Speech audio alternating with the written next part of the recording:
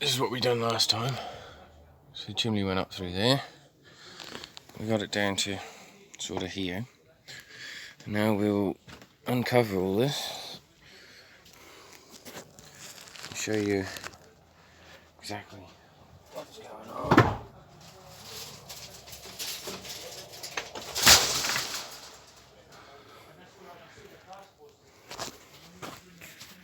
So, this is the double chimney.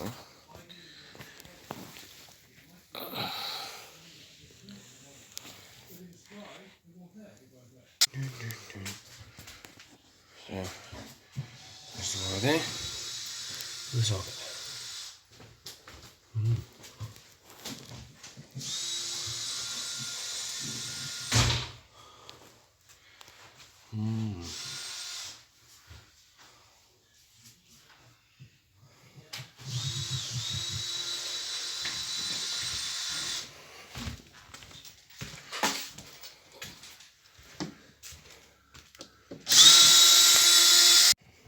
Showed you a quick clip of what we were doing at the beginning.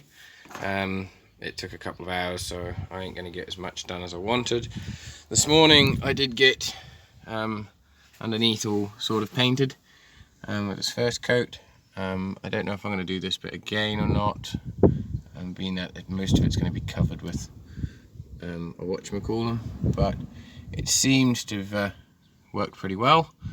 So I've still got fiddly ends to tidy up. I literally only had a couple of hours spare at 5 o'clock this morning, so thought I'd get up and just whack that on. So we've got all this set in place. This dash doesn't go quite in place because we've got 2 studs to cut off. We've had to put for fitting the fuse board piece in, we had to put that bolt in there because that one was in the wrong place, but other than that seems to be working all right. The water can should fit in there. We'll check that afterwards. Just trying to remember what else I've got to check. We have got this bracket here that needs to go in here somewhere. Somewhere to put plastics on. I'm not sure how I'm measuring that out as of yet. But so far, everything seems to be going together pretty good. The gear lever, on the other hand, is a slightly different design to the other one. I was going to swap brackets over, but I would like to keep all this the same. But as you can see, I've got to drill a hole to put one of my little thingies in right there, which is right next to another one.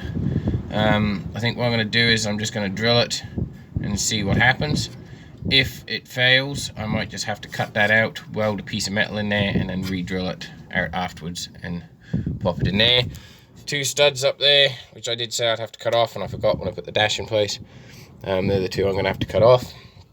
Got the one in there for the gear lever. Gear lever everything is literally just in hand tight, but you get the sort of the drift of what it looks like. I don't know if any of you watch D-Boss Garage, but he did say in any project you've got to put your car project together and take it apart at least 10 times before you can say you're done. So we're on the 2nd round, so another few more times yet. I'm hoping to only put it together once, take it apart, then paint it. So we've got the heater box nicely in. I haven't patched up the hole yet because I thought when I get the welder out, if I need to patch up, do any other mods, I can do it all at the same time. I've got to make a piece to hold the grommet in the front here, but I'll probably do that once it's painted down here. So yeah, it's getting there.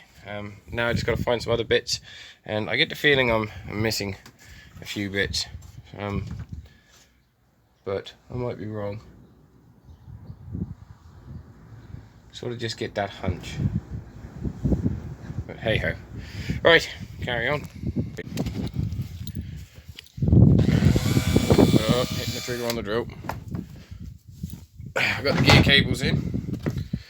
As you know, this one was broken, so what I did was I drilled in there, stuck a nail in there and spot welded it together, and it seems to work.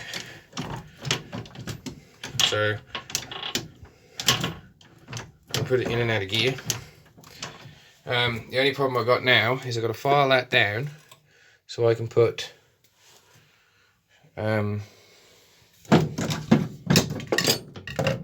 this bit in.